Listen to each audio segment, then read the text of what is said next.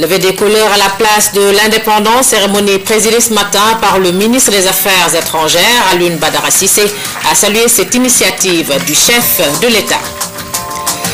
Dakar, ville propre, l'État s'investit pour débarrasser la capitale de ses ordures. Le ministre de la décentralisation et de l'aménagement du territoire a fait le tour des grandes artères.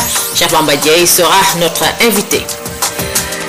Et comme tous les lundis, le magazine des sports, Ibrahim Mbouk nous parlera entre autres sujets du premier galop d'entraînement des Lions du football en vue du match contre la Côte d'Ivoire.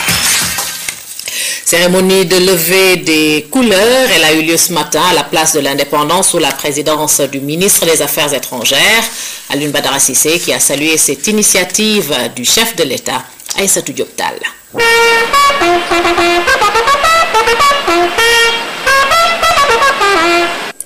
Cette cérémonie intervient suite aux directives du chef de l'État lors d'un conseil des ministres. Ce retour à l'orthodoxie dans l'administration sénégalaise est d'une importance capitale.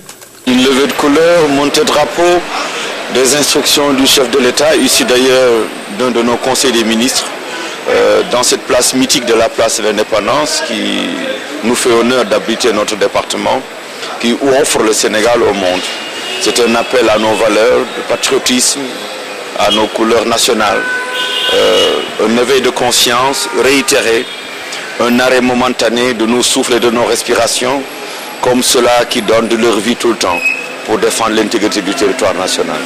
Une halte, une pause pour nous revigorer et nous rappeler que le Sénégal que nous servons aujourd'hui est la création de beaucoup de générations et qu'une seule responsabilité pèse sur nos épaules, c'est de la restituer aux générations futures en bien meilleur état que nous l'ayons reçu. Ce lieu symbolique ou place de l'Indépendance a abrité le premier défilé de l'accession du Sénégal à la souveraineté internationale. C'est ici également que le général de Gaulle a prononcé son discours en 1958. Ils veulent l'indépendance, que les porteurs de pancartes la prennent. Le ministre des Affaires étrangères a rappelé que cette manifestation est un devoir de mémoire, un hommage mérité rendu à nos martyrs. Élaboration du programme agricole quinquennal, le ministère de l'Agriculture et de l'Équipement organise un atelier. Il s'agit de relever le défi de la sécurité alimentaire. La rencontre s'est tenue ce lundi en présence des partenaires financiers et techniques. Aïda Mamadou Diop. Quatrième du genre, cet atelier national de partage porte sur la politique de mécanisation agricole. Un thème qui revêt une importance capitale, si l'on considère le rôle stratégique qu'occupe le machinisme agricole et la technologie post-récolte dans l'accroissement de la productivité de l'agriculture. En effet, l'Afrique en général, le Sénégal en particulier, doit le niveau actuel de développement de son agriculture pour une large part à l'emploi des machines, soit en traction animale, soit par la motorisation. Les conditions de vie des braves femmes sénégalaises ont été nettement améliorées grâce à la promotion des matériels agricoles d'allègement des travaux de la femme. La JICA et la FAO, partenaires financiers et techniques, ont réitéré leur engagement à soutenir le ministère dans l'évolution du programme agricole quinquennal. La FAO a encore l'insigne honneur d'être invité à participer à l'atelier de partage sur la politique de promotion de la mécanisation agricole.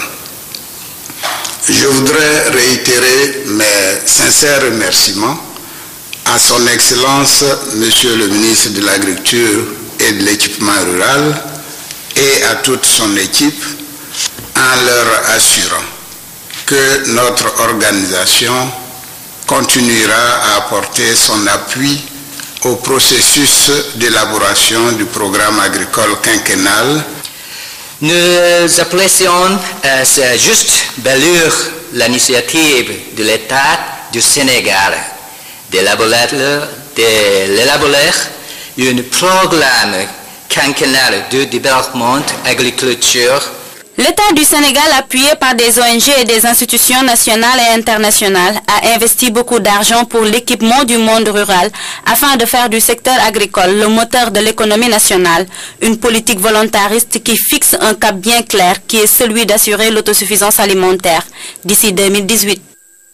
Young Men Catholic Association se fait évaluer par ses pairs. Près de 7 pays de l'Afrique de l'Ouest participent à cet exercice. Le but, s'assurer que l'organisation est en phase avec la politique gouvernementale sur la jeunesse. Philomène Constance Diagne. Bientôt 30 ans que l'ONG IMCA est présente au Sénégal et depuis, elle s'intéresse à la jeunesse pour toujours rester dans la dynamique de sa mission qui est celle de renforcer la capacité des jeunes. Le mouvement de l'Union catholique des jeunes gens du Sénégal accepte de se soumettre à cette revue des pairs 4e du genre. Comme je l'ai dit de face entre les guillemets, nous nous mettons à nu devant nos partenaires pour qu'ils puissent nous ausculter, voir un peu notre état de santé et nous aider à proposer des solutions pertinentes pour une meilleure présence de notre mouvement au Sénégal. Donc un mouvement qui puisse répondre aux standards des autres organisations internationales.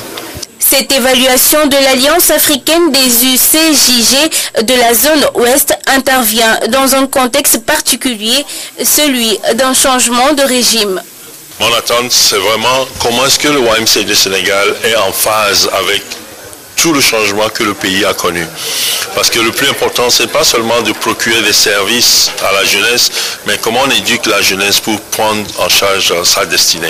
Et on sait qu'il s'est passé beaucoup de choses au Sénégal. Moi, je veux voir comment est-ce que le YMCA est en phase.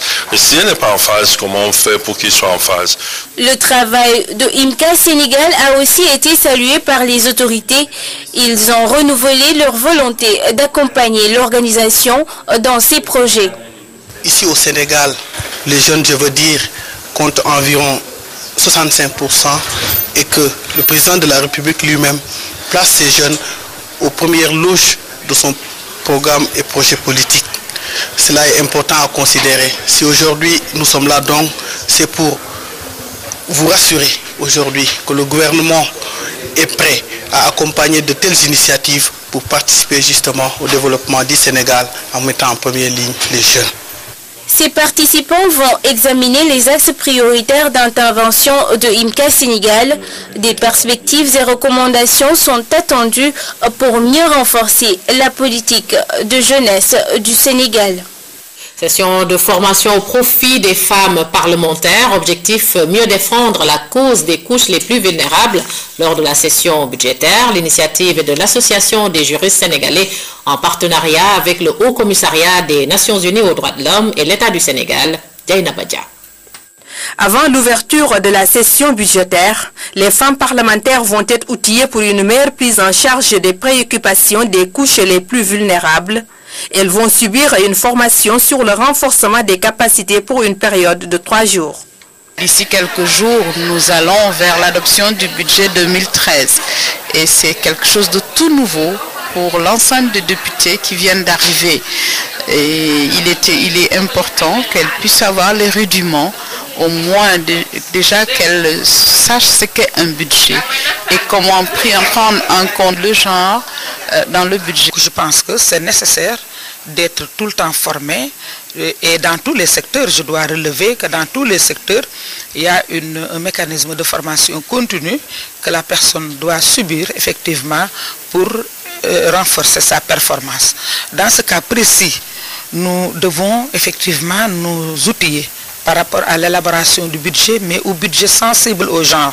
L'initiative est soutenue par l'Association des juristes sénégalaises et le Haut Commissariat des Nations Unies aux droits de l'homme.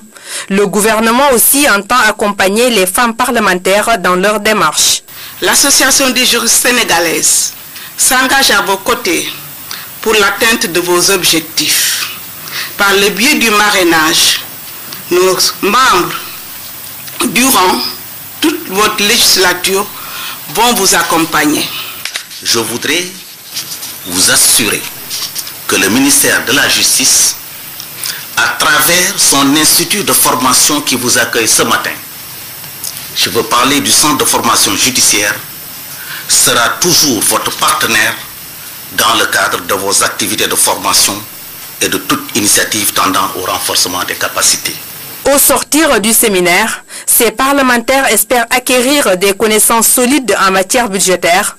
Elles vont pouvoir ainsi défendre davantage la cause des femmes et des enfants, sans oublier de prendre en compte les problèmes du reste de la population. Zainab Dia, et nous ouvrons la page santé de cette édition. La coopération technique allemande à travers le Prodel a mené une activité de dépistage dans les régions de Fatick, Kaolack et Kaffrine. L'objectif de la campagne est de lutter contre la féminisation du VIH-Sida. Des centaines de personnes ont répondu à l'appel pour connaître leur statut sérologique. Damsila. À l'exception de Kaffrine, les régions de Kaolack et de Fatick ont un taux de prévalence supérieur à la moyenne nationale, respectivement 1,1% et 1%. Pour lutter contre le sida, la coopération technique allemande GIZ à travers le Prodel lance une campagne de zéro nouvelle contamination dans la zone centre du pays. De nos jours, nous savons que plus nous avons des personnes qui sont dépistées, qui sont informées de leur statut sérologique, ils peuvent adopter des comportements positifs et ils peuvent éviter de s'infecter.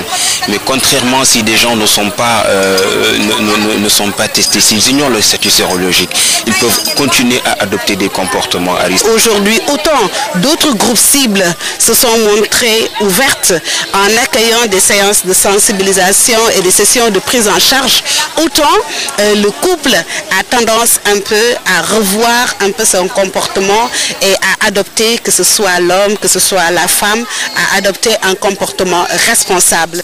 Des dizaines de groupements de femmes sont impliqués dans cette campagne de dépistage et de sensibilisation. Les statistiques ont montré que la pandémie touche plus les femmes. Elles sont les premières victimes. Comme on le sait, actuellement au Sénégal, sur 4 personnes dépistées, les 2 ou 3 sont des femmes. Alors, il fallait que les femmes s'engagent. Raison pour laquelle nous avons organisé cette journée, pour que les femmes de Kaffrine, à travers les différentes organisations féminines, s'engagent véritablement à lutter contre le VIH-Sida.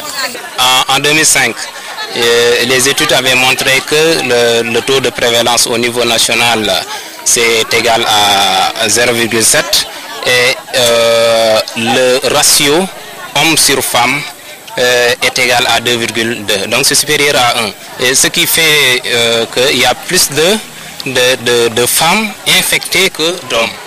Les autorités administratives ont fortement apprécié les activités du Prodel dans la région. Un appel est lancé à l'endroit des populations pour répondre massivement aux campagnes de dépistage. Nous devons mettre l'accent sur la sensibilisation des populations. Et c'est en cela que le programme sénégalo-allemand de lutte contre le sida, donc le Prodel est important, qu'il est pertinent et qui doit être soutenu et appuyé. C'est pourquoi nous n'avons pas hésité un seul instant à répondre à cette invitation.